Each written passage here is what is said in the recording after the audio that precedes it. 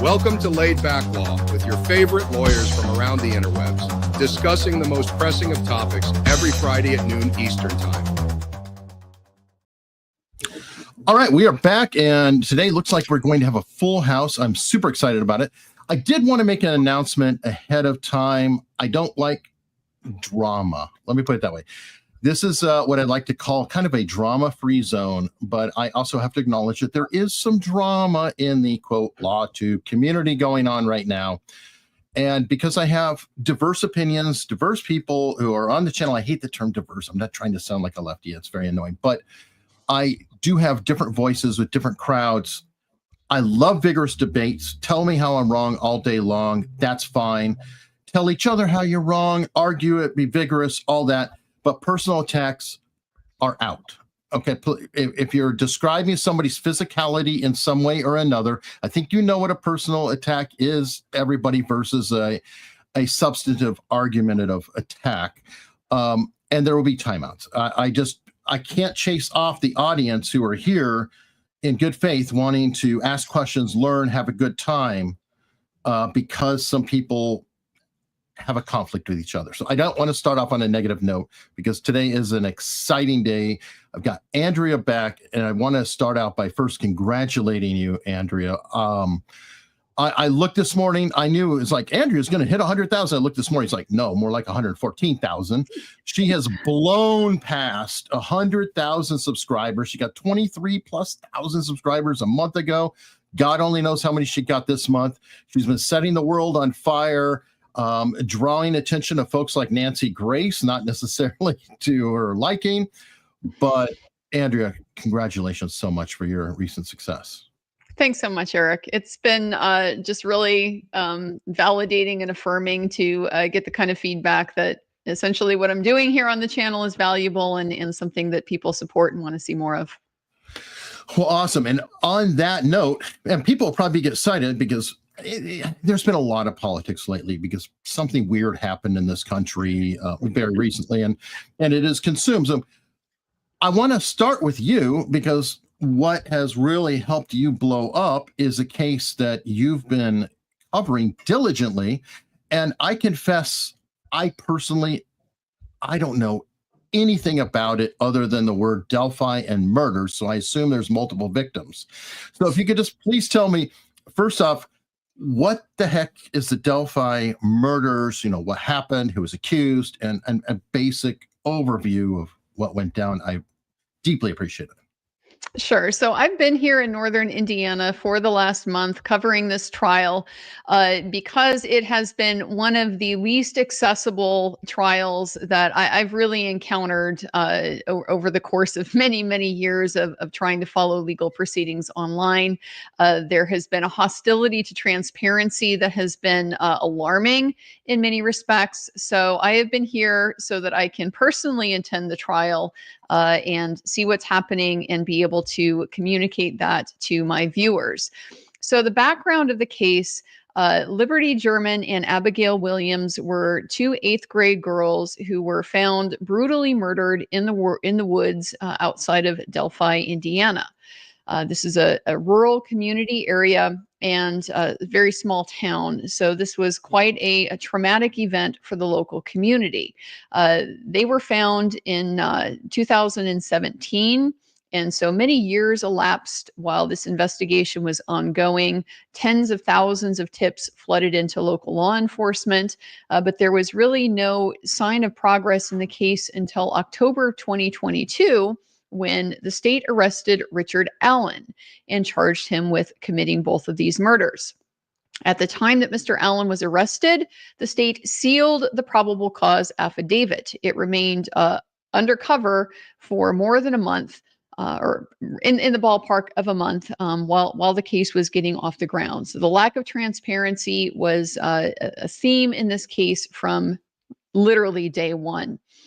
The second issue that caught a lot of attention in this case is that Mr. Allen, who has no criminal history of any kind, was held pre-trial in solitary confinement in a maximum security prison here in Indiana for 13 months. During the course of his confinement, he suffered significant mental and physical deterioration. And as a result of those conditions, he became psychotic. And during the psychotic phase, he made a number of statements that the state has called confessions, that they have attributed to him, basically confessing to committing these murders. And those ultimately became some of the prime evidence that was used against him at trial. Because of the lack of transparency, it's kind of similar to what we're seeing in the Koberger case over in Idaho. There's been a gag order in place. Nobody really knows what the evidence is, except to the extent that it's been fleshed out in pretrial motions. So one of these pretrial motions by the defense got an enormous amount of attention. It's a type of filing that you don't read very often in a case, and it involved an investigation into alternative suspects. And it provided an explanatory theory for these murders and certain peculiarities surrounding the crime scene, the timing, the manner, and so forth. This explanatory theory attributed these killings to a practice called Odinism. And it was essentially a Norse religion-based practice that has certain followers here Is it a cult? Indiana. It appears to be kind of culty, yes. And there have been this is something that has been studied. I come from white supremacist country near Sandpoint, Idaho myself, so I'm kind of familiar with some of this stuff. But I have to admit, this is a flavor I had never heard of before. But there are folks in the FBI, academics who have studied these types of groups and can validate these types of practices. So a number of Odinists appear to be openly here doing their Odinist thing, including in the prison in Indiana where Mr. Allen was being detained. But some of these alternative suspects, they have certain evidence tending to link them to the crime in ways that, from some perspective, might arguably be a lot stronger than the evidence that connected Mr. Allen to the crime. For example, one of these individuals who is kind of like a priest, so to speak, of Odinism. He performs rituals and things like that. His son was dating one of the victims at the time of her death. Mr. Allen never had any sort of contact with any of the victims that was ever uncovered. There are also individuals related to this group that had made extremely incriminating statements, confessions to having been involved in it. So once again, kind of at least on par with the strength of the evidence against Mr. Allen. However, pre-trial, the trial court ruled that none of that was going to be admissible. There was also geofencing data that was obtained from the time between when the girls had disappeared and when they were ultimately, their bodies were discovered, that tended to place 3 other individuals in the proximity of that crime scene, but not Mr. Allen. That was also excluded from evidence at trial. So what happened with those individuals? Well, they were cleared for reasons that have not really been very well explained from my perspective. And I'll give you an example. One of these individuals named Elvis Fields, he confessed on multiple occasions to his sister, to 2 sisters actually, that he was involved in the crime. Oh, really? He later gave an alibi. His roommate gave a fake alibi for him. So there was some, deception involved in concerning his whereabouts at the time of the crime.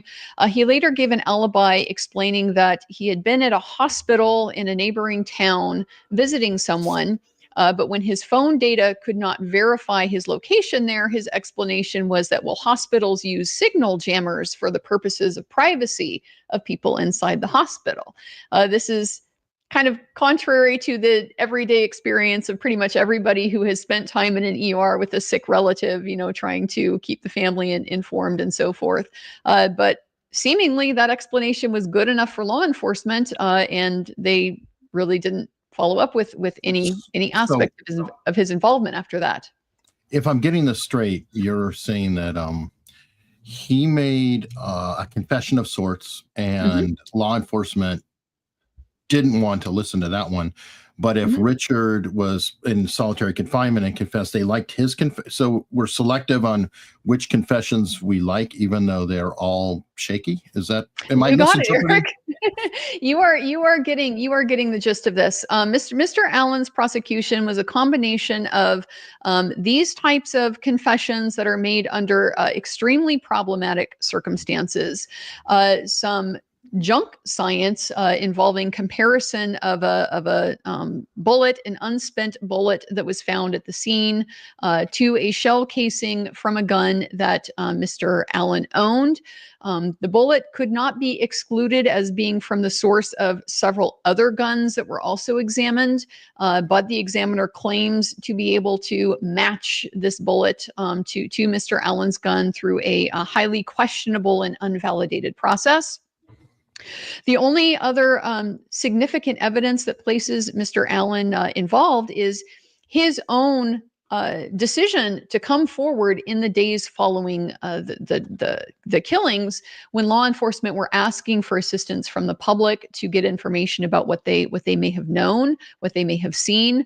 He was out at the trails that day. So he went to law enforcement, told them he had been out at the trails that day. He was interviewed, cleared, and that information sat in law enforcement's files for over 5 years until they decided to come back and circle back to him, and ultimately led to this bullet comparison, which again is, from my perspective, largely junk science.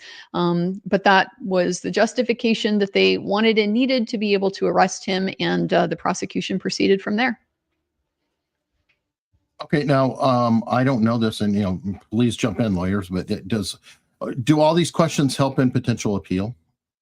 Oh, absolutely. The exclusion of much of this exculpatory evidence is likely to be one of the most significant issues on appeal. The standard in Indiana, like in many states, it requires some sort of proof of direct involvement that is more than mere speculation, more than mere proximity, more than merely, hypothetically somebody else could have been involved. So in this case, where you have people implicating themselves, you have potentially geofencing data that tends to put other people, in the proximity to where the bodies should have been at the time, and just other evidence tending to connect these individuals to the crime scene, the nature of the crime, and so forth. I think that's going to put them in a pretty strong position on appeal. Okay. So now, I've always had an impression, and I could be wrong, that it's very important, especially in a case like his, that he pleaded not guilty, because if he had pleaded guilty, no matter what kind of evidence was out there, tough cookies, you pleaded guilty, you're stuck forever. But if somebody pleads not guilty, they get found guilty by a jury and sentenced, blah, blah, blah, they have a shot at an appeal. Am I incorrect in my assumptions? No, you're absolutely right. When a person pleads guilty to a crime, they typically waive their right to appeal. They typically waive any issues that go to whether or not they are guilty of the crime. And so the only way to effectively maintain your innocence and, number one, have this evidence even brought out in a public process at all, is by proceeding to trial. But then certainly to be able to preserve that right to challenge those rulings and say, hey, I did not have the right to present a fair defense here. It forced me to go to trial with both of my hands hogtied behind my back. Those issues require going through a trial process to be able to preserve that. All right, and I don't want to hijack and jump to another thing immediately like a squirrel, but I am curious because the Menendez brothers are kind of in the headlines of late. They've got a nice Netflix special and a good paycheck coming potentially, and they want a season 2 with them out. Now, how does that work in terms of, they were sentenced to, I believe, life without the possibility of parole, and managed to escape the death penalty. But then Gascon, before he lost his election by a large margin, hooray. made a deal, or he recommended that they be given parole. I guess my question again, this is for everybody. How can a DA make such a statement? I thought that was the courts to decide, and that a sentence was a sentence is a sentence. And unless it's on appeal, I guess my big question is, how is that possible? Help me out. So I don't know if anyone else has greater insight into the specific process in California for resentencing than I do. But typically where this is going to come about is through some type of habeas level proceeding. Sometimes states do have processes where old convictions can be revisited for just a variety of means. My own state in Washington, we've had a whole lot of cases thrown open for resentencing over the last several years due to changes in the law and some legislative acts as well. So procedurally, I'm not entirely sure how they get there, but I think the goal is just recognizing that when the Menendez brothers were originally tried, they were allowed to present what's essentially mitigating evidence, at least the defense would argue that, about their father's abuse of both of the boys. In the second trial, that was not allowed to be presented, and so it was not a factor that was considered at sentencing. The argument now would simply be that that is a factor that a court, were they being in front of a court today, especially given their relatively young age at the time, that is a factor that would have been considered at sentencing, and so they should have the opportunity for that to be factored into the appropriateness of the punishment. I forgot about that. I think California changed a law to state that you're not an adult until 26 years old or 27 or something like that. So would that be possibly a factor because they were under this new age guideline? I think that's likely. I mean, there's been a lot of development in the jurisprudence of youthfulness over about the past decade or so. There's been several decisions that have come down from the U.S. Supreme Court that just suggest that, we shouldn't be treating youthful offenders as throwaways because they're not at a point where their personalities and their proclivities are fixed. There's still flexibility and opportunity for redemption. So it should be a pretty rare circumstance where somebody who is still not fully developed is faced with lifelong, throwaway types of consequences for criminal behavior. All right, I got a super chat in here of somebody shaming us. I don't know if this is in fact true, saying, y'all should be ashamed of yourselves for not live streaming the Laken Riley trial. Biggest case of the year with political implications. Joe, Nate, everyone. I don't know. I don't usually stream trials. The only one I did was Alec Baldwin because of a personal connection with the case. But are any of you covering the Laken Riley trial and streaming that? Not it. No. But to answer your question more directly, Eric, California passed a statute to allow for resentencing. So that's why they're able to do it, because they passed a statute that said under these conditions, the district attorney can recommend a resentencing. So California passed a law. That's why. Question on that though. Okay, so he right before the his term, Gascon recommended it. Now Hochman comes in, and Hochman is kind of more of a law and order guy. Could Hochman rescind the recommendation, or how does that work when an election happens so quickly after? Any of you know that? I mean, presumably, because the authority is with the district attorney, and so the district attorney is the one that sets the tone, and so there might be some issues though with them doing it. They'd have to redo it on a basis that makes sense. Otherwise, it could be viewed as just purely a due process problem. So I'm not sure it's as simple as snapping your fingers, because under the statute, the district attorney had to go through a process to meet some certain criteria and show why certain criteria were met, at least in their opinion. Now, you could theoretically go through that process and show why those were not met, but it's not just as simple as saying, well, I disagree, because otherwise you just have a due process problem because it's criminal. Okay. This is something else. Well, the ADL has decided to fight Steam. May God have mercy on their souls, for the gamers shall not. Any of you gamers? Any of you covering the this? I do game. I haven't heard about the ADL going after Steam, but nothing surprises me these days. Okay. I mean, I don't even know what the ADL is anymore. They seem to be such a hardcore left-wing organization that they seem to have just forgotten their mission. And wasn't it the ADL that actually fought for World War II wannabes in Illinois and other places at one time? That was the ACLU. If you're thinking That was the Stokey, ACLU. I get confused. Yeah, Okay. Skokie in those cases. Okay. I thought ADL did some of that too. I lose track. But they seem to used to like free speech. yeah, all right, back in the day, the ACLU used to be pretty based. Mhm. While we're talking about free speech, let's jump to a topic that I know Michael reached out and talked to me or mentioned we could go over. This should be a nice hot button issue and a very confusing issue, and that is the state and status of Infowars, Alex Jones, and The Onion. So yesterday morning, officially the Onion, a satirical newspaper, had bought Infowars. By the end of the day, a judge stepped in and said, no, you didn't, from what I understand. So, Michael, what have you found out about all this? And please, anybody else jump in. Yeah, well, I think while we're streaming now, I think Alex Jones is actually live talking about the fact that the judge blocked the sale, at least temporarily, to conduct an investigation. So what appears to have happened, and for those who need a little bit of a longer context for this, this is all stemming from the defamation trial. I guess we can call it a trial in air quotes. It was a damages trial is the only thing that occurred, because the judge entered a default judgment against Alex, and the damages trial yielded a $1.6 billion verdict in favor of the Sandy Hook families. As part of that verdict, bankruptcy proceedings have taken place. I think Alex elected to shield himself. Being in Texas, I think, grants some pretty distinct advantages in terms of being able to shield yourself from federal bankruptcy intrusion, et cetera.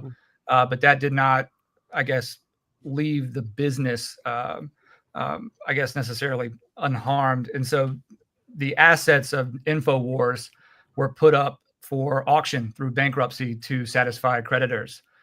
What we've learned is that the bankruptcy trustee at the last minute, I say the last minute, apparently just a few days before the auction was supposed to occur, changed the procedure such that the procedure became a blind bid submission. And this is, I guess, in direct contrast to what we all kind of normally know an auction to be, which is highest bidder wins, and you have the ability to, at the point of contact, if you want it more than somebody else, you get to really find out. Ultimately, there were only 2 bids submitted, one on behalf of the Onion and as supported by the Sandy Hook families and likely their attorneys who may be creditors. I don't know. Just lobbed that out for consideration. And then one by another organization that I think was in some way affiliated with the supplement company that Alex had been running before.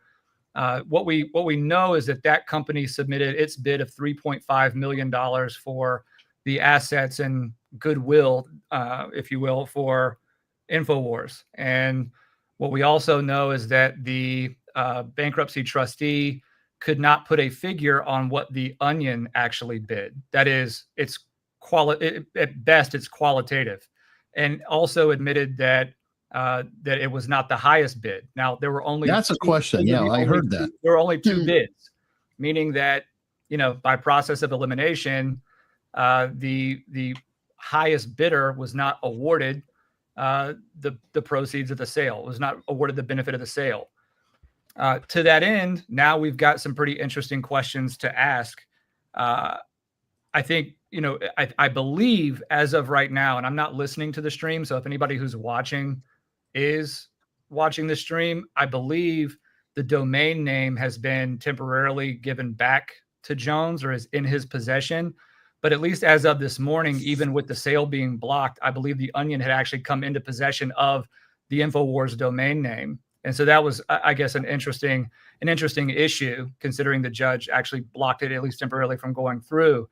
But if we go all the way back, I think that, broader context for me is important. And I definitely want to hear some of the thoughts of the other panelists. But as an attorney, you're an officer of the court, you owe an unfailing duty of candor and good faith toward the tribunal, et cetera. You also have other ethical obligations, et cetera. It's not so different for a bankruptcy trustee who's essentially a neutral referee in a very well-known and prescriptive process, right? And, there are various chapters of bankruptcy that debtors can elect to enter into. But the issue here that I am looking at is necessarily what rubric the bankruptcy trustee is using and how he is acting in the best interests of the parties and how he is actually carrying his burden as trustee for the maximum benefit of creditors. Again, the judgment. Yeah, that's my question. Yeah, the judgment outstanding is $1.6 billion, right? Right. So right. So why the Sandy Hook families would want to fold their interests into a unnumbered sale, right? An unnumbered offer, a qualitative sale to something like the Onion is at least cause for curiosity and skepticism. And again, because the attorneys who were working the case on the family's behalves were probably working pursuant to some sort of percentage fee, right? And that damages award is extraordinarily high. Why is it that, these families are willing to fold in their interest in getting something out of this judgment versus nothing? And what do the attorneys have to be involved? And is the bankruptcy trustee known to be, someone of good repute or otherwise? Right. Michael, I got a question for you. Is there any speculation as to the number? I mean, it seems very weird that it's unnumbered, whatever that means. I don't have any information on it. I don't see any speculation as to what the number is. And I think I'm reading an article that was published, I think last night or this morning by the Hartford Courant. And that's actually one of the more neutral articles that I've found on it. It obviously starts by saying that, the platform was a right-wing conspiracy theorist, blah, blah, blah, blah, blah, blah, blah. But then it finally gets into the substantive issue.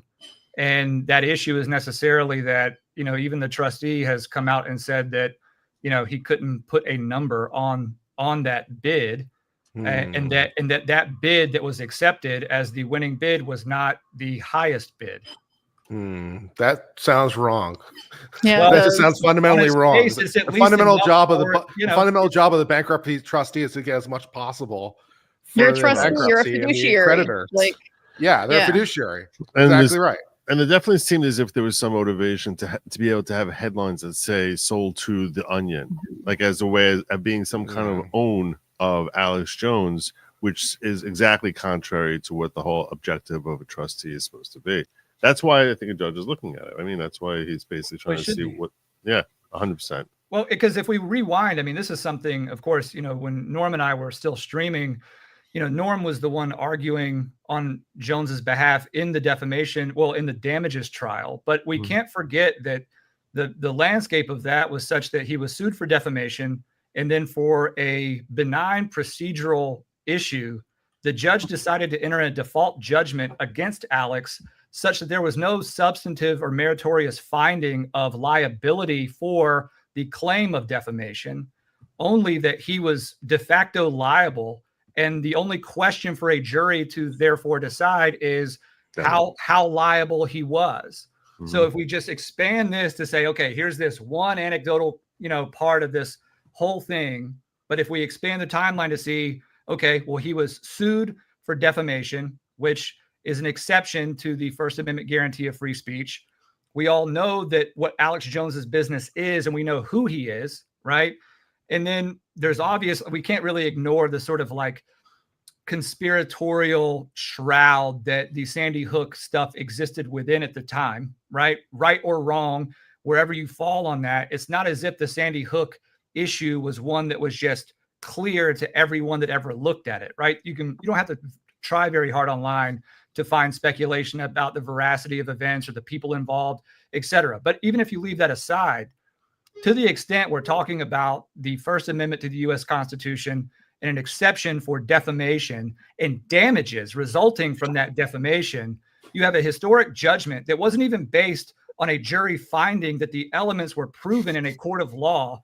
Instead, a judge decided in her infinite wisdom that it was better to just say that some sort of procedural discovery issue, which is not as if Jones was not complying with discovery. We know he was.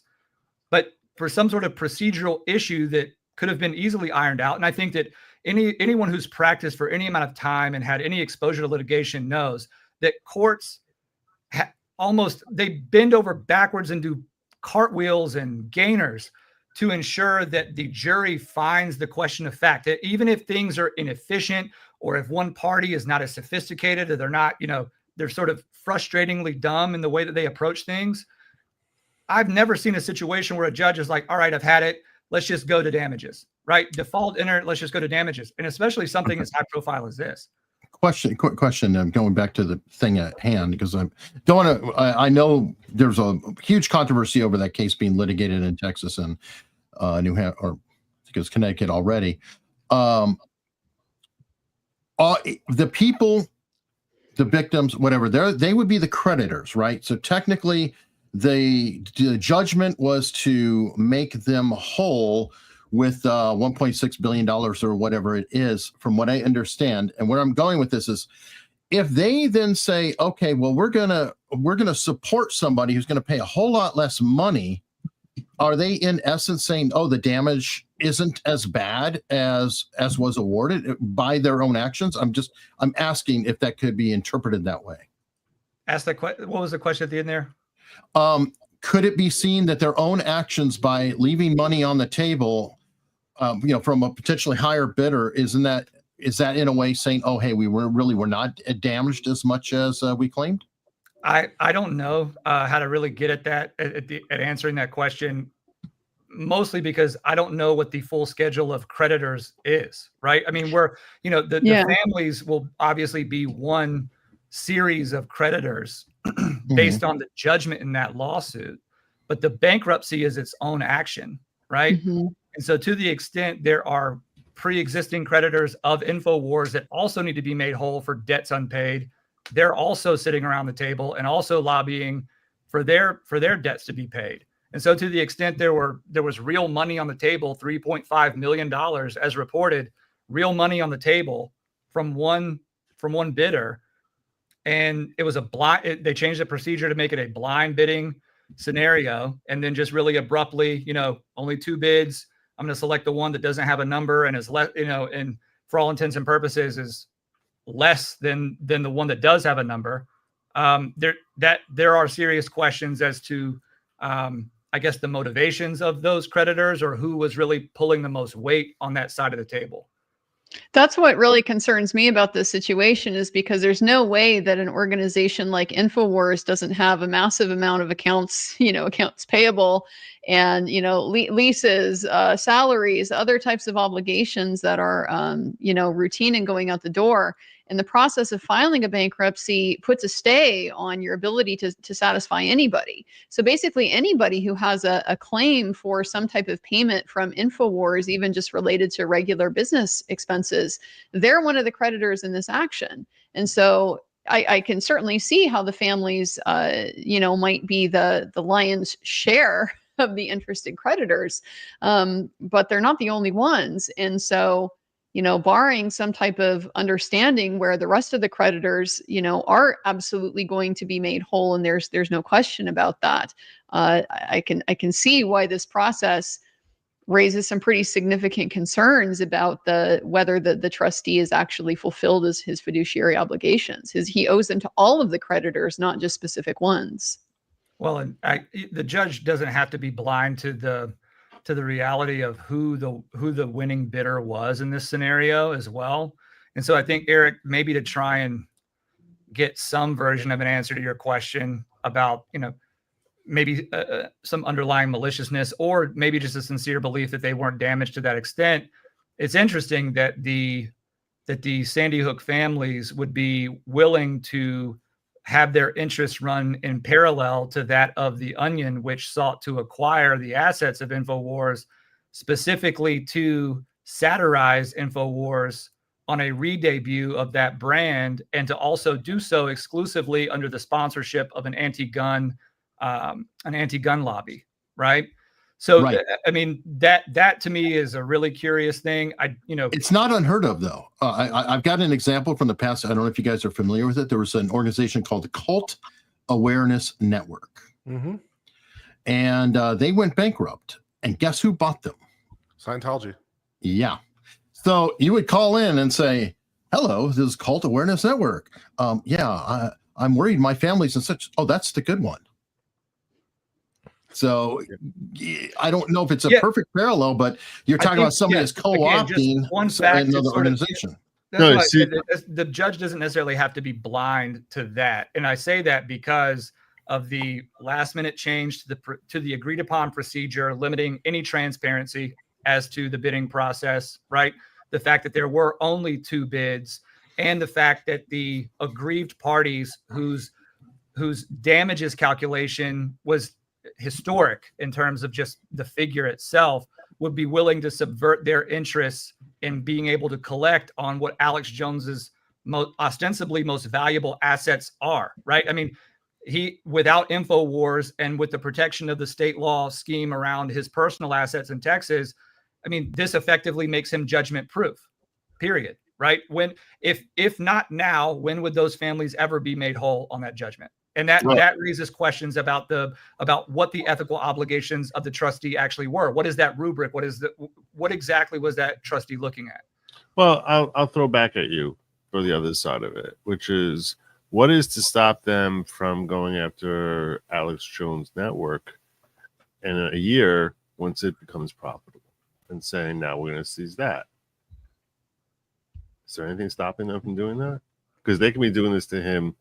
They could be doing this to him every 3 months if they wanted to, couldn't they? Well, I mean, no, that doesn't make sense, because once the bankruptcy is processed, then it's over. No, the bankruptcy is still ongoing until it's satisfied. Ongoing. I mean, so you're saying the bankruptcy, it's if you have a trustee who's involved, the trustee only stays on there until he sells off whatever assets exist at the time of the bankruptcy, and any assets which are developed afterwards no longer is, because I don't think this is being discharged. I don't think this is being discharged through bankruptcy. As I recall reading, this cannot be discharged through bankruptcy. Now, maybe I'm mistaken. Maybe you guys saw something different than I did. Maybe I'm mistaken then. But yeah, I would expect it to be discharged through the bankruptcy. You don't get to go through one bankruptcy with your judgment and then it doesn't get fully satisfied and you get to take it off somewhere else. It's part of the process of the bankruptcy is clearing that judgment. That's the whole purpose for having the bankruptcy process in the first place. Well, if you're correct, I just remember reading that some of it could be discharged, but other parts cannot be discharged, and that there's still parts that depends on whether it's if there's punitives. Yeah. If there's punitives, those I think don't get discharged. And it was mostly punitive from what I understand. Mm-hmm. So that's my point is, okay, fine. So maybe the actual judgment itself, that part will be discharged, but there still is the punitive part, and that cannot be discharged. They're just going to seize this Alex Jones Network in 3 to 6 months a year, wouldn't they? I mean, if I'm wrong, bankruptcy law is an area which I feel like I'm just sort of plodding around in the dark with basic knowledge of the rubric and the outskirts, but not really feeling familiar enough to comment as an attorney online, certainly. No, I think you're right about that, Joe, because with certain types of judgments that aren't dischargeable, then you get to go after them perpetually. And so that's why we see, like, for example, Ron Goldman, has been going after O.J. Simpson for decades now and will be until he dies. And it's just the nature of certain types of debts that are exempted from that discharge process in bankruptcy. So if that is a significant part of the judgment against Alex Jones, then I would say he probably does have to be concerned about that. There were 2 judgments against Jones, though. So recall there was the cause of action that originated in Texas, and then there was the cause of action that originated in Connecticut. So I'm not sure whether the Connecticut judgment was the one that included punitive damages. I don't remember. And the Texas one had for sure, though. Right. So that one was significantly less. And I don't remember the number, but the Texas judgment was significantly less. I mean, not even like a fraction of what the Connecticut judgment was. And didn't they come back and adjust that one? The Texas one? Yeah, I thought they kind of came back and settled in. That might have been why it was so much less, but I could be wrong. Yeah, but just the point being, again, I think that there's several different things to parse here. One is that Alex Jones has a judgment against him personally, right? Infowars didn't have the judgment. Infowars is something that they can claim, tag on to secure a debt, right? And then they force the sale of Infowars based on that, right? They secured their judgment against the assets of Infowars.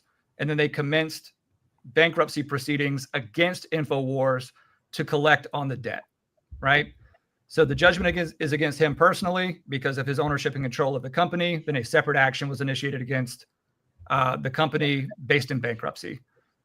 So to the extent Infowars goes the way of the dinosaur, which seems to me to be the most obvious play here, is that, not enough to make, a historic settlement come to pass against Alex Jones, but we need to, urinate and defecate on his body, chop it up, burn it, and then scatter all of the ashes into the ocean, right? All right, well, question on that. Okay, would everybody agree? I personally feel that Infowars has no value without Alex Jones. So even if the Onion does wind up with it and they get it, I guess they have the back catalog and they can put whatever they want out.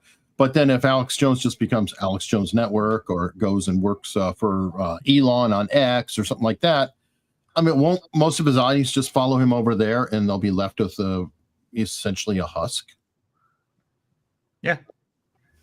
Yes. I mean, I agree with you. I actually think that, he took a page out of the Tucker Carlson notebook and just named it, the Alex Jones Network. Right. And I do think that, his, 3, 4, 5, 10 years from now, getting, disabusing himself of the stain or the patina of the Infowars brand will be, an obvious beneficial, great move. Right. Yeah. I mean, so to me, this should have been something that he was considering doing anyway. But, I don't know him like that. And, who am I? Right. But ultimately, I think that the point attempting to be made here is really just, having somebody to reference and say, hey, remember, you remember a guy named Alex Jones? Look what we did to him, kind of thing. Before we move on from this topic, it just seems like we're starting to wrap up. I will point this out. I mean, obviously, Infowars is Alex Jones. So when you're trying to assess the value of a company, which is all built into one particular personality. So, and now you're saying we're going to put this up for sale. If we're trying to look at this objectively, right? I don't understand why anyone would buy it, but for the ability to parody Alex Jones, because he's not going to continue working there after you buy it. You're not going to be able to compel him to work there because there's all sorts of work requirement issues, public policy issues that you can't compel someone to work. So there's really little market value there. I mean, what the hell? What would you pay for something that is a dead Hulk? The only reason you would buy that dead Hulk is if you could basically parade around the skin mocking him. So to be fair, I'm just trying to look at this, from the other side of the coin and what defense can come up there. Who is going to buy this when that he's just going to leave and go start the Alex Jones Network, and if not that one, then the next network. So in that sense, as far as trying to figure out what the market value is, I can understand why a trustee would have a difficult time wrapping their head around what the market value is, because it's what the market value is today. And a buyer is going to be looking at, well, what's going to be worth once I buy it? And that's significantly less. So it does seem like it's a very difficult thing to try and value. And you tell me, can you think of any other value that someone would have for Infowars if Alex Jones is not going to be there, other than to be derisive and mocking of him? Well, yeah, owning the libs. If you want to go the other way around, someone friendly to him bought it, to hold it for him, effectively, so that he wouldn't technically be the owner, but in practice he would. So you're saying that it's a legacy brand. Oh, so what you're basically saying is, if someone like someone, let's say an Alex Stein, in theory, would be able to take over that legacy brand and then be able to use the name. Sure, why not? And then you hire Alex Jones as an employee. Yeah, and he continues doing his thing. It's fine. Yeah. Or you could have a fun one. I mean, you've got Poso, Jack Posobiec, who's trying to buy MSNBC. What would he do with that? And then Alex Jones runs MSNBC. Love it. Well, how about that? You got Elon Musk, who could buy. I mean, honestly, the judgment is huge to us, but to Elon, is pocket change. He could pay off the whole damn bill, buy that and MSNBC, and that could be an interesting a scenario. So there's a lot of things that could potentially. That's a good point. Happen. This is why I like Rachel Maddow as an Alex Jones employee. Could be fun. Come on, would that not be classic? Well, and maybe to the point Joe, I think, if the bankruptcy trustee is looking at more of a qualitative bid submission, right? One that is, just wordy, right? Rather than putting a bunch of ones and zeros on a page, it could be the case that the Sandy Hook families and the attorneys that are, potentially creditors as well, that have been unpaid, et cetera. It could be that the deal with the Onion was that maybe they had some sort of passive income on the back end for any sort of ad sales or revenue that they could generate through the satirization of the brand once it was taken into custody of the Onion, right? It could be something to that end, to where the bankruptcy trustee is looking at it saying, okay, well, yeah, I can make that makes sense. And then, that's going to be worth more in the long term, compounding than the $3.5 million would be worth to the creditors now. And again, that's why the creditor schedule is actually really important, right? If there are no secured creditors, like, lenders or, primary creditors, debtors, need to be paid off, whatever, it could be that the only creditors to speak of with respect to Infowars were the ones that actually initiated the bankruptcy action to begin with, the ones that had the judgment attached to that asset and then forced the sale through subsequent legal action. So it could be that there's a perfectly legitimate case to be made. The issue is the lack of transparency, the last minute changes, et cetera, right? And it was all, I think that becomes more the issue, not necessarily what the number was that he didn't take, just the fact that it wasn't maintained as an open auction, right? And there wasn't transparent negotiation over who would ultimately be the winning bidder, right? That's what gives a lot of pause to the entire process. Right. Yeah, transparency is really important for legitimacy. It is. Who would have thunk it? You know what I mean? Wow. You might have heard. It's right. when you talk about the valuation of Infowars, though, I kind of think of it like our YouTube channels. What's your YouTube channel worth without you? Yeah. Right, the brand recognition. That's Don't essentially make what me it is. answer that. No. Alex Who knows? It may go up in value. Yeah, well, I mean, you see it with beer brands all the time, right? Just back to the question of what would you do with it? I mean, I think about something like Schlitz, right? It's not, it's not crazy to think that in the future somebody could actually acquire the brand rights of something that at one point owned 40% of the market share in Texas, right? And then Or bring how about that this, back as something that America would like, actually gravitate to in large numbers, right? Here's an example that I don't know if you guys have heard of it. White Cloud paper products. White Cloud is actually a brand, like a name brand out there that went bankrupt. Walmart bought them. And so you can buy White Cloud products at Walmart, but it's technically actually a Walmart brand. But a lot of people don't know it. So there is some investment possibilities as well in that regard. If you can separate the brand from the man, maybe, but I think with Infowars, you can't do that. They're so entangled. Well, and the other thing, I apologize. You guys are probably talking about, so I was trying to find a cell signal here.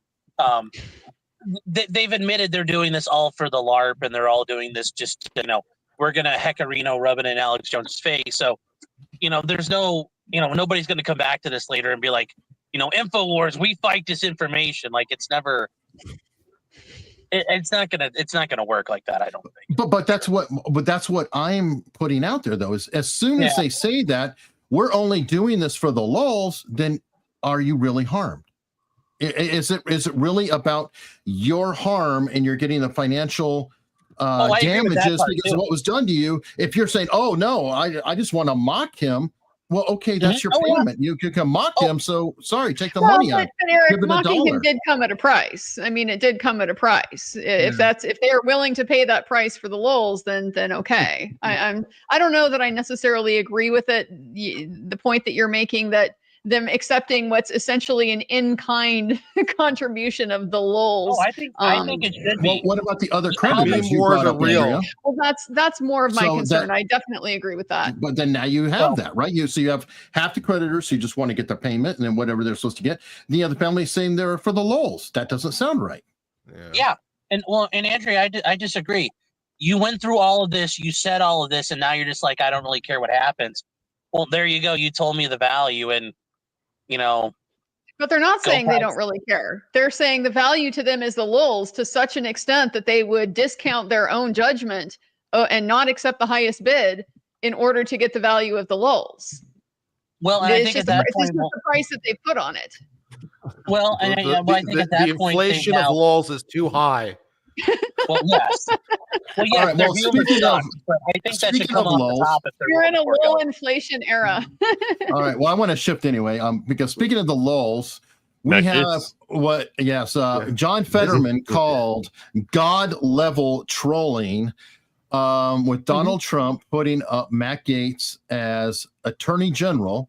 It's hard to argue with Fetterman's comment on that, actually. But It was Fetterman the first. kinda It was comes out the with first some thought. It was the first thought I had when I went onto an X Space. As soon as I heard on it, I was on an X Space 10 minutes later. I was like, "This is the greatest troll ever." And yeah, I mean, if you think about it, it's such an amazing flip. Assuming people are talking about the idea of Kash Patel becoming the FBI director, and this was hilarious and at the same time brilliant, in the sense that for a lot of people who are just big supporters of MAGA, and I mean MAGA, I mean more MAGA than Trump. This whole election cycle that we've been through here has been a war not between Democrats and Republicans, but between establishment and populists who are tired of the corruption and the ridiculous lawfare and the interventionism, and forgetting that Congress and DC is supposed to be putting America's interests ahead of their own interests or every other country's interests. And what we are looking at potentially here, and we should definitely discuss the issue of John Thune coming in here and the likelihood of these confirmations being successful in the Senate and perhaps recess appointments. There's a lot of rich legal territory for us to discuss. But as far as what Trump is doing here, think of what he did. He took Merrick Garland and theoretically Chris Wray, who are the most hardcore establishment uniparty type individuals, and flipping that 180 degrees over to Matt Gaetz and potentially a Kash Patel, whose whole mission has been to expose the corrupt. Both of their whole missions. I mean, one of them even wrote a book about exposing the corruption that's going on in Washington. You could not have a more diametrically opposite flip from one administration to the other, then if all of a sudden you also if you saw like I said, George Washington taking over Russia. It's so exactly the opposite of what we currently have to where we're headed, and that's part of what makes it like a brilliant troll. But there's a lot of legal questions and issues that I'd love to discuss with you guys, because I don't think it is a troll. Joe. I mean, it's fun that Fetterman said that. I'll get right to you, Ian. Sorry. But I actually don't believe it's a troll. Nate and I had a huge argument about it yesterday, but if he made the appointment to do his buddy a favor, he could have put him anywhere and the same favor would have been accomplished. I personally think that Trump has felt persecuted by the Department of Justice. And I think Matt Gaetz may feel he's been persecuted by the Department of Justice as well. And it's possible that Trump put up a guy he thinks who is like-minded, who hates the department as much as he does, for the express purpose of shaking things up. And I'm sorry, go ahead, Ian. Yeah. Yeah, I mean, the question I really had was, my understanding was that Gaetz has resigned from Congress, and he's done that for a number of reasons. But the primary one that the woke side has talked about is that he's trying to get out of the investigation into his non-ethical conduct, alleged non-ethical conduct, potential criminal conduct. So far, I thought that would be a huge deal. It was just a blurb or two on X for a day. Do you think that's going to have any impact on Senate confirmation, which I think it may? Yeah, I think the most because him resigning even shocked the Speaker of the House. Yeah, because he was like, why immediately? But it makes sense because that ethics report was supposed to come out. They're supposed to vote on it today, Friday, to whether they're going to release it. But as soon as he resigns, they lose jurisdiction over him, so they can't release the report. That shows you how corrupt Congress is. If he resigned from Congress, we don't have to release the report. But it can be referred to the FBI or state law enforcement. Yeah, but the FBI dropped those charges in 2022. So they dropped the child. Yeah, but you know who the FBI works for, right? Yes, that's going to work for the Attorney General. it's going to be interesting because obviously he didn't want this report to come out. That's why he resigned immediately. Rubio, for instance, didn't resign immediately, and he's still in the Senate. What I think is going to happen, what I'm assuming is going to happen, is that that report's still going to be released, because the chairman of the Senate Judiciary Committee has asked it. Leaked. The full report anyway. The full report's been leaked. I know parts of it have been leaked. No, I think it will be leaked. I agree with Eric. Yeah, but it's gonna get. Well, the way you can release it too is the Senate Judiciary Committee if he goes to confirmation. Now we need this report, and they make the report public, and then you get to see it. And I think how bad that report is will determine because this is a serious job. Let's just not pretend. Attorney General of the United States is the only position in the federal government that can take your freedom away, and everybody under that can take it. This is a very serious job. So I think someone in that position needs to be vetted properly. If he was the Secretary of the Interior, I don't care. But this is a very serious job. So. Nate's his number one fan. Nate is cheering. Go Gates. Oh yeah. Go Gates. I don't think he's going to make it through. I don't. So you think he walked out of there, gave up his seat, and is still not going to be confirmed? I don't think he's going to. I don't think they're going to confirm him. I think for three reasons. Number one, he's made too many entries in the House, because let's not forget, the ethics thing could have been stopped by either the previous speaker for the Republicans or Mike Johnson. He could literally have stopped the whole. He didn't. Matter of fact, let them go to a vote to release the report. Then he resigns. So he's burnt too many bridges. He did the whole thing with the speakership, the establishment, and only you need is like 3 or 4 establishment Republicans to vote against them. So somebody address this. Michael, I think you were talking about it. Tell me about recess appointments, because that's already gone through, and I think Massey came out and said he's a recess appointment. Tough love. He's the Attorney General.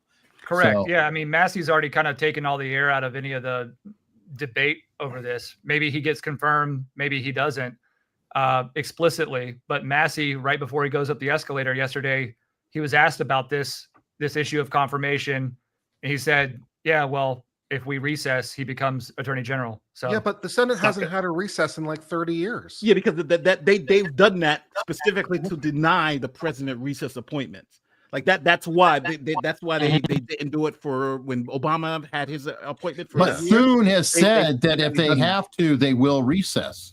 And Thune controls it out there. Right. And frankly, I think the president of the Senate could recess also. I think J.D. Vance can call. Correct. I mean, I was going to say, who controls Senate and who? So someone like Massey making that comment is different from someone like a Pelosi making that comment, in my opinion. Why? I happen to think quite highly of Massey and how competent he is in general, right? And to that end, I think that if he's making I don't see it as a flippant comment. I think that he's just kind of done the math and he's just giving you the answer to the question, right? Yeah, and there is a Supreme Court case that deals with the recess appointments that was done fairly recently. It's called Noel Canning. It's a 2014 case, and they talk NLRB versus Canning. Yeah. They lay out a lot of how this all works, and if the vacancy happens before the recess, it's still good. But the recess appointment thing was a feature back when, 1815 Congress was gone for months at a time. They go back home to, go see go amongst their people and get pelted with tomatoes or tarred and feathered. So the president had to be able to act. That's what it was initially meant for. And yes, Congress has been the Senate has stayed in as much as possible because they don't want the president depriving them of power. So certainly they will. Yeah, I don't know if they're going to do it or not, but it could happen. If they took into court next session. But here's the thing. Okay, so the way a recess appointment works basically is when the Senate, and just so those of you who are a little confused about the procedural elements that we're talking about here. So senior level officers and cabinet members and have to be confirmed by the Senate in order for them to they're recommended for an appointment by the president, and they have to be confirmed by Congress in order to serve in that capacity. And certainly Attorney General qualifies as that. Same as you see a Supreme Court justice. It's no different from that. It's just a less publicized issue. And people don't tend not to follow them as closely. Although I can tell you that everyone's going to be following this potential confirmation process if it goes the standard way. The entire federal bench. because Right. But if the Senate is on recess, in that case, that's sort of an opt-out where you don't need to have that confirmation, and you basically appoint him while the Senate is on recess. What the way that would work is that the person who's appointed during a Senate recess would stay in that job through the length of the recess and the entire next session of Congress, which would be in theory like another year, and has to be confirmed at some point during that. Otherwise, they lose that job and cannot be reappointed during the next recess. So that's what Sean is referencing here with NLRB versus Canning, that these rules were sort of laid out in a 2014 case where they sort of spelled all this out. So the question is, they said though it can't be a too short a recess, and that's really the question here. And I asked Grok, when's the next Senate recess after January 2025, and the AI came back at me and said, well, technically they're supposed to be on recess until the 21st. So you can say that they're on recess. You can say that they're on recess as long as they do their pro forma every fourth day. They're not in recess. Yeah. Right. So that's part of that Canning decision where it said if it's too short a recess, that doesn't really count as a recess. Question on that. I'm curious because there's obviously some real political motivations here, and I always depend on Congress for my cowardice. Phil, could this be a way for Thune or others to say, oh yeah, it looks like we're going to have too many problems and we don't want to risk primaries from Trump, so we'll just do a recess and then kind of roll over, let his appointments go through, and then come back? I'm just giving a different angle. I don't know if anyone's thought of that. 100%. Thune is in such big trouble. He's in such big trouble. Okay, so where does Thune fit into all of this? Well, this week, McConnell orchestrated that he basically wants to continue having establishment people fill in behind him. So that's why he said, we're going to have a private vote for who my replacement as Senate Majority Leader is. And they had this private vote, which most of people who were MAGA oriented, there were three candidates in there. There was Thune, there was Cornyn, and then there was Rick Johnson. Most MAGA people really wanted Rick Johnson because the other two are career establishment individuals. Thune in particular is a terrible human being. I mean, that guy is just awful. I can't stand. If you saw what he did earlier this year with the whole border bill and money for Ukraine, where he claimed that like, no, we're not giving money to Ukraine unless there's a border bill. And here's this terrible, awful border destruction bill that we're going to call a border security bill, and we're going to bipartisan this and then give money to Ukraine. And then that fell apart, and he's like, all right, let's just give the money to Ukraine, because that's the lip service that a rhino neocon like Thune does. So he ends up winning the Senate majority seat. And the reason people don't like someone like that, at least Republicans from MAGA don't like someone like that, is because he basically gives lip service to his own party and then does whatever his donors want rather than what his constituents want. His donors are all very pro-establishment people. Pro-establishment people don't want Matt Gaetz in there. Right? They don't want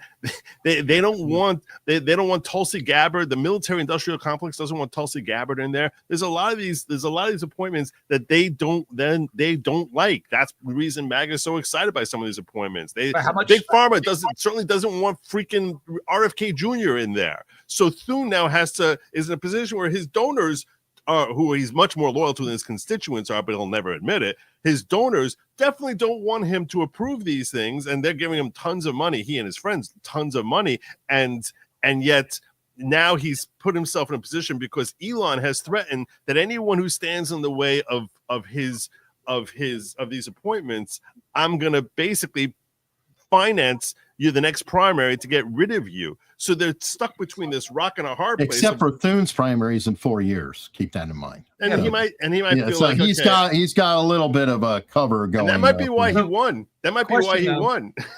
Question.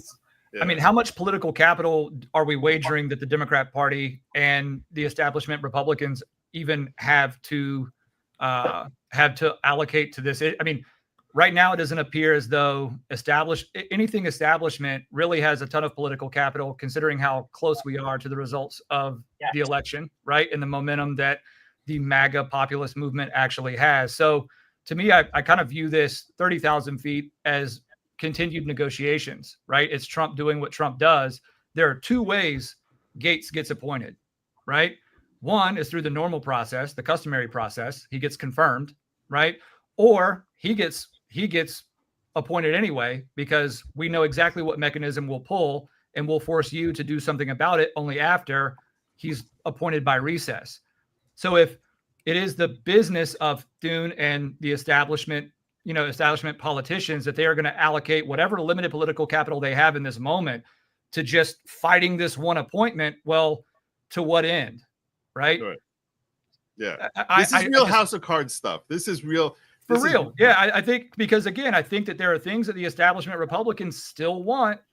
And if they are willing to wager what they want on refusing this confirmation, then so be it. But you get what you get after that, right? Mm-hmm. Kurt, you're our Supreme Court guy with all these cases. And Yes. What kind of precedents are we looking at? It was great to see all of you. Thank you for the time, Eric, as always. Sure. Thanks, Michael. See you. Thank you. Thanks, Michael. Well, I'll tell you what, on that Supreme Court precedent front, I've been putting forward my own name for Solicitor General. So I can help a lot with that issue when it comes to Supreme Court precedent. So uncivil for Solicitor General of the United States. Please tell a friend. I mailed in my resume. I don't think it's going to go anywhere either. Okay. Well, here's the point to answer your question, your implied question here with Supreme Court precedent.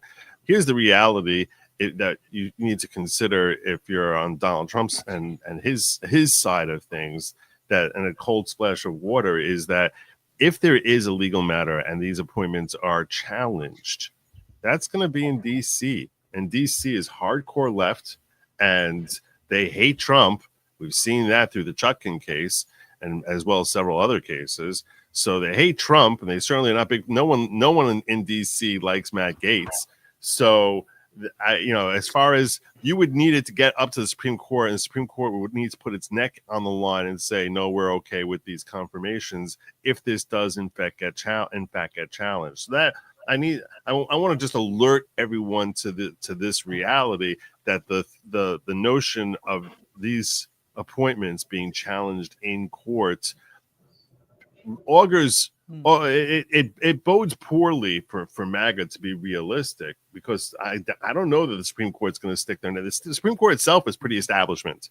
So, the 6 out of 9 of them are certainly very establishment. I don't think I don't know that they're just going to stick their neck out and take a case if it comes up through DC Kurt, Circuit. I'm sorry you lost. Yeah, I saw. But this is a political question, though. This is not the Supreme Court won't have any jurisdiction. They deprive themselves of the jurisdiction to even listen to this, because appointments are political questions. No, So but I'm saying if an issue about a recess appointment comes up, I think that ultimately that question will likely be decided against Trump on legal bases, and that's my point. If he gets confirmed through the normal process, in that case, I think obviously he's fine. It's a matter of about an issue about the recess appointment that we could see a case, of NLRB versus Gaetz, and I don't think that will bode well for. I don't think we'll be happy with the outcome of that. Those who support that. All right, Andrea and Ian, I'm going to pull you two into it because I know you're dying to get into political discussion here. Obviously, Matt Gaetz was just the first shot across the bow that drew all the attention away from everybody else. But another big one came up yesterday, and actually Tulsi Gabbard isn't off the hook either. That there was a lot of CIA people very, very upset about her. And John Brennan, by the way, John Brennan, who voted communist himself in 1976, and I believe again in 1980, very loyal American who votes for the Communist Party of America. But anyway, he hates Tulsi Gabbard, and ironically wants to make crap comments about her tied to Russia. But how about RFK Jr., Andrea, Ian, Kurt? You guys haven't said a lot. What are your thoughts on him? Because this is another incredibly controversial guy. You've got pharmaceutical stocks dropping like a rock after the statement of him. What do you guys think? I was just going to chip in a little bit. I did a little research myself, not worrying about an appointment and recess, but actually going through the confirmation hearings because I wanted, I read the background of RFK and gosh, if you ever take some time and actually read about him, I mean, wow, he's come quite a long way. He was quite a reckless guy on heroin for 14 years. Obviously, he's clean and sober and has been for decades, but there's a lot of things to inquire into his background other than the controversial stances he's taken. Additionally, if you really look into his background as far as his training, obviously he has legal training and is a lawyer, but at the same time, really focus on environmental issues and environmental law and not so much medical issues. Now, of course, she wrote a book. I call it Exposing Anthony Fauci. So I'm sure he got a lot of research when he did that. And obviously he got it down throughout his years of experience, but doesn't have a whole lot in the medical field. I think they dovetail a little. Be ruling over. Ian, I think they dovetail a little bit, environmental and pharmaceutical. I mean, because especially when you're talking about conditions and things like that. As an example, my mother had Parkinson's disease and died from it. And I asked the doctor, because I hate to be selfish, but I was like, what are my risks? What's the name of the current head of it? I'm sorry. I apologize. I thought you brought this up. Sorry. He pointed out that they're discovering that Parkinson's disease appears to be caused by environmental concerns. And I'm just bringing that, like certain exposure, which could include illegal drugs. It could include things in the environment, but there is a lot of weird overlap. And I think it's possible that that might be what brought RFK Jr. into that subject, if that makes sense. Well, definitely. And, it all depends upon the qualifications that the Senate would look at if they actually went through a full confirmation hearing. And Nate is exactly right. Generally, it's just a political process. I thought there might be some actual guidelines, court cases, something that I could find that would say you have to take it through this analysis to approve. But to be honest, at the end of the day, even though, he's lacking, in my opinion, of medical experience, it doesn't appear that he's going to be a threat to not be confirmed later on in time. So I actually was kind of surprised. I thought there might be some more detailed analysis, but I think at the end of the day, he's just going to be the head, be a cabinet level officer. I'll throw this back at you for you to consider, Ian. Javier Becerra, who's current head of the HHS, is an attorney, who's a former attorney general, doesn't seem to have much of a medical background at all.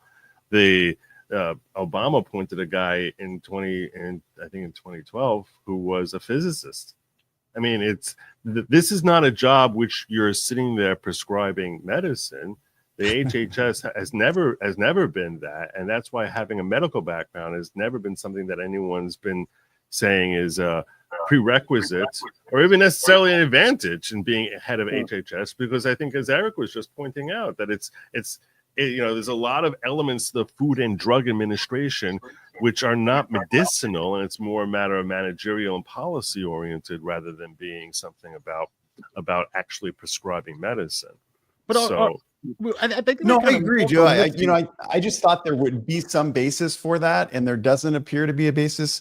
And actually, frankly, again, I'm kind of disenchanted with how the process goes because yeah, you're right. You could be appointed and have no medical background or no legal background, and just now the department head.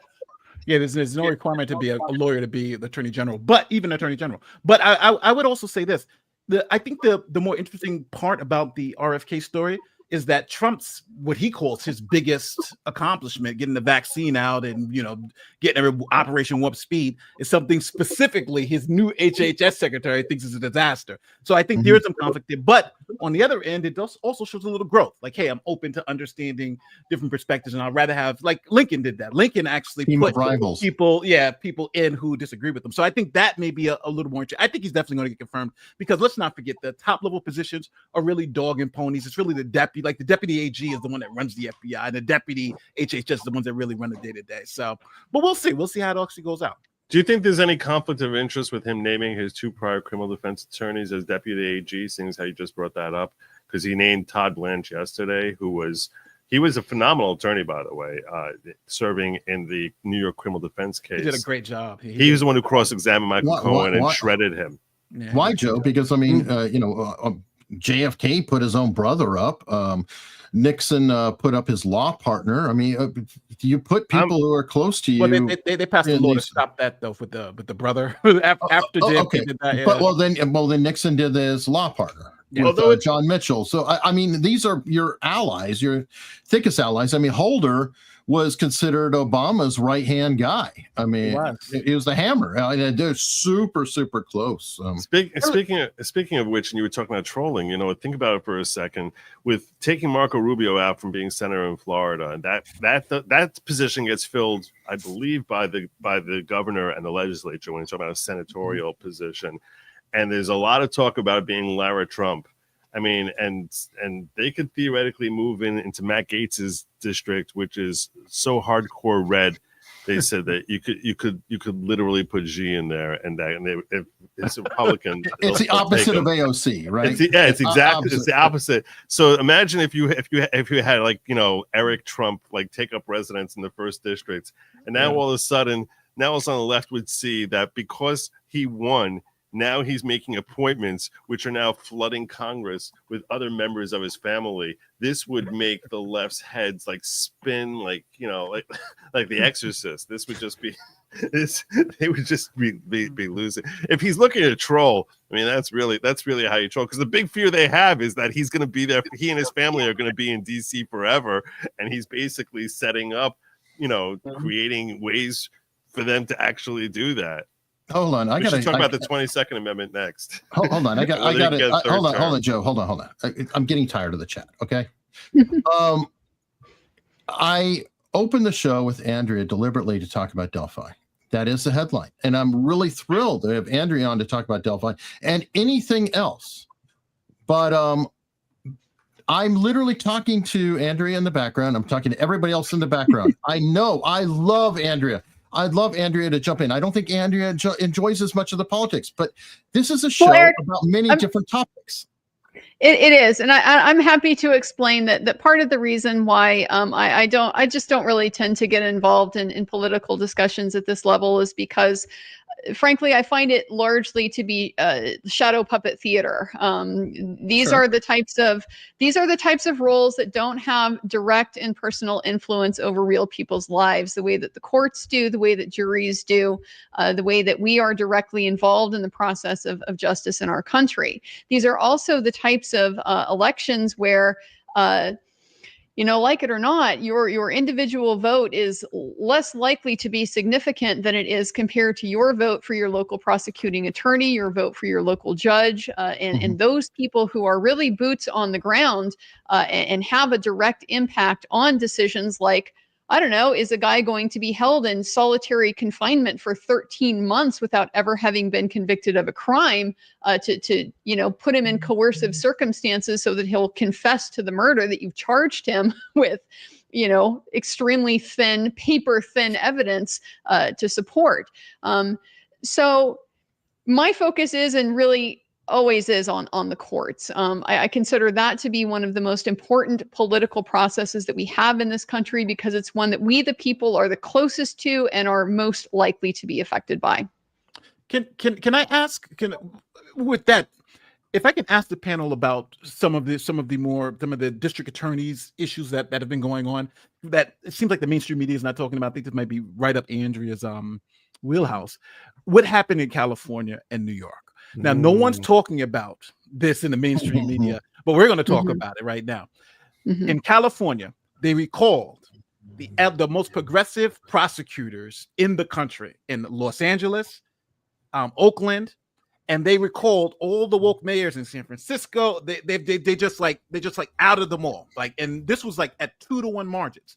California became more Proposition 36, I think, is what they had was even thrown out. So there was this whole red wave on the it's like there's an undertone of a red wave in New York. New York came closer to flipping that's ever been in the past 30 years under Trump. And the issue when I was doing some research into it, one thing I found is that George Soros and obviously a lot of the Democrats what they started doing was putting massive amounts of money into the local DA's races. And the reason why is just like what Andrea said. Those are the races that actually affect more people's lives than me giving $10 million to the presidential campaign doesn't do anything. Me giving $1 million to a local DA, that's a lot. And that's how these local DAs got in. But how do you guys feel about how now conservative, because LA essentially elected a Republican for DA, right? And San Francisco threw out their progressive thing. So do you think that is really the story of this election? How at the local level, it's become extremely more conservative, even in these extremely look at Adams cities. In New York. Adams in New York. He's like, hey, I'm going to work with this guy. They don't want it here. And immigration is definitely part of it. I agree. And by the way, Nate, you're wrong. Proposition 36 passed. Yes. Proposition 36 is what made crime illegal again. And to show you how funny the politics are. So there was this email exchange between the governor and the people who were putting it on the ballot to say we need to reverse it.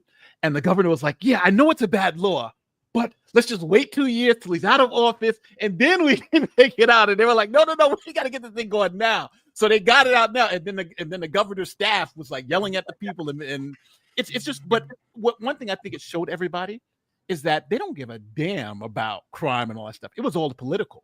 That's the only, and he was willing to let that bad law that was making hell for California, leave it in place for 2 years just so he can look good. So a lot of these people who are on the Democratic side, if you look at The View, they always say, oh, they really, they're not fooling anybody anymore. And I think that's what that's the one thing the left doesn't understand. You're not fooling anybody anymore. Now it's about, you have to show some results. And I think that's what now we're starting to see. We're starting to see people demanding results. And that's why Trump won. And I think that's why all these progressive DAs are gone. Sorry. I very much hope that that's the case, that we do start to see more results, because unfortunately, I think part of what we've seen over the last, decades in this transition now that you're talking about, Nate, is just a reaction to the fact that criminal justice is not a good place for ideology. It has real significant impacts on real people. Real people are victimized by crime. Real people are victimized by injustice. And so it doesn't really suit us to have kind of pie in the sky theories and ideas and stuff if they aren't actually giving us practical results that we want to see on the ground. People want to see safer communities. They want to see the right people being locked up, charged with the right crimes, receiving proportionate punishment, and where appropriate, being rehabilitated. Recognizing that we can't lock everyone away and throw away the key. So most of the people, the overwhelming majority of people in our jails and prisons are going to re-enter society. And we need to be thinking about that when we're thinking about what kinds of conditions we're subjecting them to as a consequence of criminal action. So unfortunately, it seems like over the last, maybe this is perpetual. Maybe this isn't just the last few decades, but there's just been an enormous capture of the criminal justice system by ideological interests that are putting these real boots on the ground considerations to the side. And that's what I think people are reacting to is this idea that, if you're not actually making our community safer, if you're not actually addressing the wrongdoers, if you are being selective in who you choose to prosecute, if you're showing, bias and things like that in your decisions about who you're going to go after and the reasons you're going to go after them, that's something we, the people, aren't going to tolerate. So for me, that's just a massive vindication of the care and concern that people have for real justice in their communities. Mm-hmm. And with that, I guess I was just going to say, kind of going off of what Andrea was saying there, it takes a long time for these policies to have that visible impact that you can see. So it has taken decades. That's why in California, it's like I said before, it's like we don't want to jam people up with too many criminal charges. That's like saying, a bill where everybody gets a puppy. Nobody's going to say that's a bad idea. Everybody, what's not to love about it? We're going to try to make, we think the system does screw with people. Almost everybody would agree, like, yeah, maybe we don't need to punish everybody the way things are currently at. Maybe we should take it a little easier. And, it started with that. It's like, okay, well, then they said, well, how about a little bit more? And yes, the ideological drift kept getting pushed, but it took 15, 20 years for that to fully metastasize. And that's the problem with the ideological grasp people get. It takes that long for it to collapse the system. It won't just collapse overnight. And, finally people have seen that and they're like, okay, look, yeah, we do want to help people, but we also, as she said, everybody wants law and order. At the end of the day, it's just how much. What do you guys think about the Daniel Petty case? Because that is case is pretty messed up, man. Wish there was more transparency. Yeah.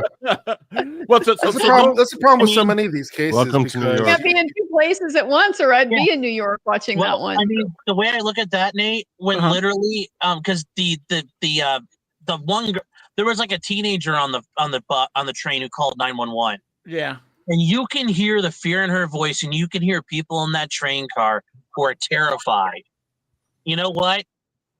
Sorry, man. If you're, the crazy guy was scaring the crap out of everybody, and everybody thought they were going to get harmed. Like, thumbs the brakes. Well, ultimately, Daniel Penny shouldn't have been charged, but he should be acquitted. Well, what the piece of the whole case that I think unfortunately is unethical, and I think it's really turned me a little harder red, is the fact that was a gang assault. You had somebody holding his legs, somebody holding his arms so he couldn't fight back, and one person on his back. They didn't charge the other two people just because of their skin color. In any other situation, you got three people holding someone down and they die from whatever, and the other people you all bought a ticket at that point. You all would be charged. And George Floyd. And George Floyd, even the matter of fact, the guy who was doing crowd control, he wasn't even looking at George Floyd. It was his first day on the job or whatever. Yeah. So, and it was interesting because yesterday, not yesterday, a couple of days ago, one of the guys who they gave immunity testified. They gave him immunity, like immunity for everything. He's testified, get immunity. He actually lied to the cops. He was like, yeah, because I knew they were going to charge somebody, so I lied. Now, every single witness they have for the audience, every single witness has said they've been riding the subways all the time. You had one woman who wrote it for 50 years, one woman for 30 years, and they said we've never seen anything like that because the prosecution's argument is this is an everyday thing in New York. Right, Joe, right? You always see crazy people threatening your life every day on the subway in New York. And that's the prosecutor's argument. And this was just another crazy guy doing it. But every single witness said the same thing that I'm saying now. This was not a regular day. This guy was threatening to kill us. This guy was lunging at us, and these people saved their life. So with that being said, I'm not sure that it's every day as much of a defense. That sounds like a bigger indictment to the government or lack of police. It's like, wait a second, death threats are every day, and I'm supposed to tolerate it because it's every day. I don't think so. But it's kind of like, though, have we switched that much in this country? Where before we wouldn't charge people if they were white who assaulted black people. Now we've gotten to the point where we won't charge. I've been called racist for saying this, but I'm like, we've gotten to the point where it seems reversed. And I've been telling people that's just as bad as when it happened back in the 50s. It's just now it seems like we're okay with it because it's like there's like some revenge with this thing. I'm sorry if I'm not making any sense, but that's just if Daniel Penny was black, he wouldn't have been charged. Yeah, I fully agree. 100%. And I mean, this kind of goes back to when I've, people like psych do give presentations about, like concealed carry and using lethal force. Thank God it hasn't happened this way. But you're George Zimmerman and you killed the transgender Trayvon. Yeah. Right now, and you happen to do you do it in Ohio. That's one thing. Do it in California or do it in Manhattan. It's going to be another thing. Or there is a calculus that will far exceed the morality of it, and it's going to be an ideological calculus that will completely upset any moral or legal righteousness you may have in a situation. But yeah, Daniel Penny was black. This wouldn't happen. Daniel Penny's Puerto Rican. This doesn't happen. Insert any other group. This doesn't happen. He doesn't get charged. And that's a shame. And just to bring this around full circle, this is why it's important who we have in prosecutors' offices around the country. This is why that decision is extremely important, because they have so much power to decide who is going to face the overwhelming weight of the state and the force that they can bring to bear against securing a criminal conviction against somebody. We saw it in Delphi. We see it in New York. We see it in communities around the country every day. Mm-hmm. Andrea, Oh. when did the prosecutors become so overtly political? I understand that it is a political office, people run for office, but it feel like it's recent years it has become more tribalistic political versus a covering their, it's supposed to be a crime, law and order type position. It shouldn't matter if a victim is a Republican or a Democrat or anything else. When did it become this horrible morass?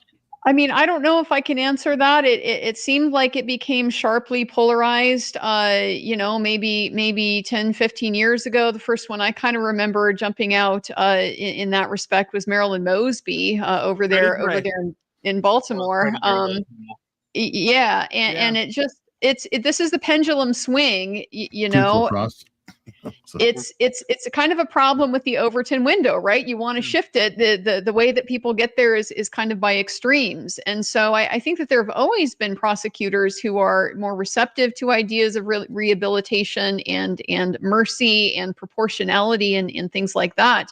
But it's just that because the power of that office has itself become so politicized that it seems to me like the effort to shift has gone to such a far extreme. And that's been part of the problem here. That, from my perspective, is one of the biggest impediments to getting real progress in the criminal justice system is this over politicization of it, because swinging from this extreme to this other extreme, you're not getting the justice that you need that's right there in the middle. Yeah. And I would also say, though, Eric, I think there have been a lot of scumbag and I would say rather unscrupulous prosecutors. Like, that's always been a thing. And it's just like judges. We see bad judges now, but that's because we see them, and I'll say it now because it's over, but like Judge Gull. Yeah, she's got a reputation in Fort Wayne, Indiana, but outside of Fort Wayne, Indiana, nobody ever heard a lick about her. So normally it was just, you knew that crap went on in your neighborhood, but you didn't know what happened around the block, nor did you have time to care. So I would argue maybe not the politicization, but just the unscrupulous nature of these elected officials. You never got to hear about it because it just, nobody ever got, nobody cared or had the ability to project it. So I think that's probably more of the issue. It's been there. It's just you never knew about it. I mean, think about it as much as, even where you live right now, your district attorney, your county prosecutor, 15, 20 years ago, nobody nobody ever looked up what they were doing. Nothing really ever got except, oh, bad guy went to prison. That was all you ever heard in the paper. That's all you'd ever hear. So I just think it's more of that we're seeing it. So we're realizing how big these issues are. But yeah, and Nate, I know, can agree with this. Even as an assistant prosecutor, and I worked in one of the shops I worked in, there were 5 of us, and that included the boss. The amount of things you could do to someone's life if you were just a complete scumbag and didn't care about it. Yeah, sure, I might get caught later and fired or whatever, but it is a massive amount of power you have solely wielding a pen and a laptop in those jobs. And I think people are now starting to realize how devastating that power can be. I think what Joe Rogan said makes the most sense. He was like, Republicans started thinking broadly, in broad strokes, right? That's why Trump was able to move a lot of the working class to him. But Democrats started going into like this micro thing where, in other words, let's just go to the places where we can affect the most change. And that was the DA's offices. And like I keep saying, Soros gave the Oakland County DA, the one who, there was a child who was shot, who got killed in a gang shooting.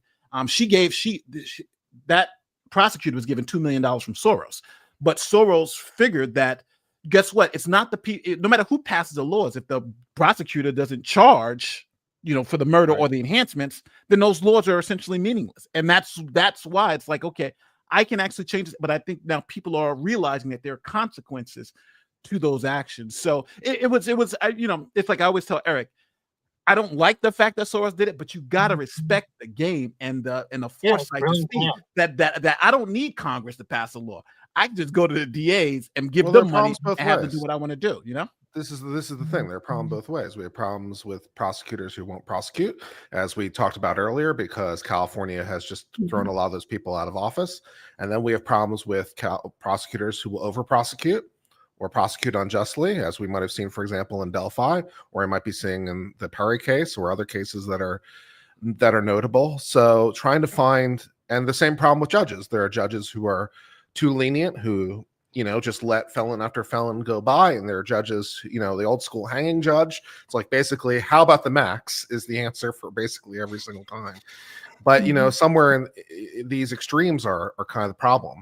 But I think it's just like people don't really seem to really think ahead.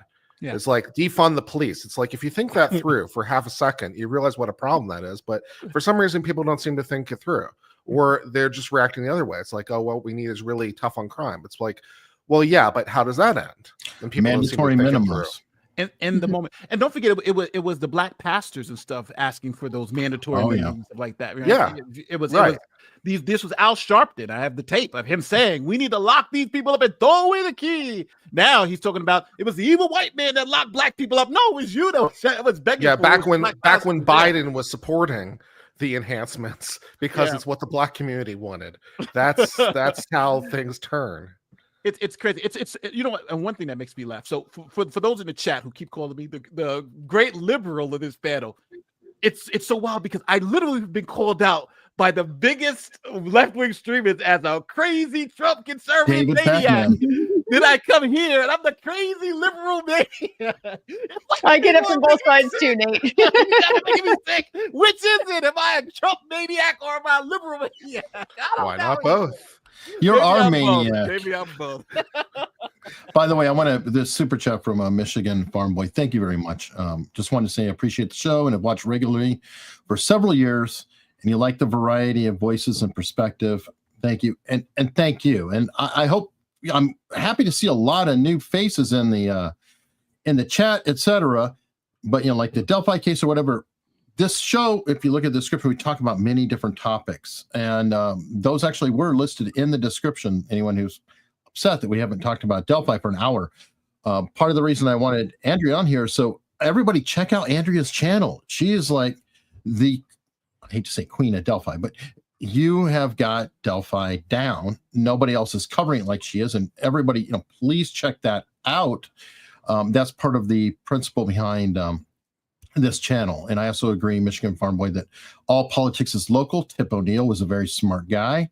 And there are also areas. Look, we're all covering different things while we're in the same sphere. We're covering different things. So there are going to be areas where Andrea is going to know a lot more than any of us. And the areas where Kurt's going to know more than any of us, or the areas I'll know more than most of you. So like that's just the nature of. And as we go from topic to topic, you're going to see one or two voices that will tend to dominate, and we move on to the next topic. That's just the nature of the show, and that's part of why I think the show works as well as it does. Is you get to hear about a lot of different topics from people who tend to weigh in in areas that they feel comfortable. I wouldn't say two words about the Delphi case, whether you're talking about for 3 minutes or for an hour. I would just be sitting there like, all right, this is just not my thing. So, and that's a good thing. That this way you're hearing from informed people, as opposed to just hearing people who are not really well versed in the area.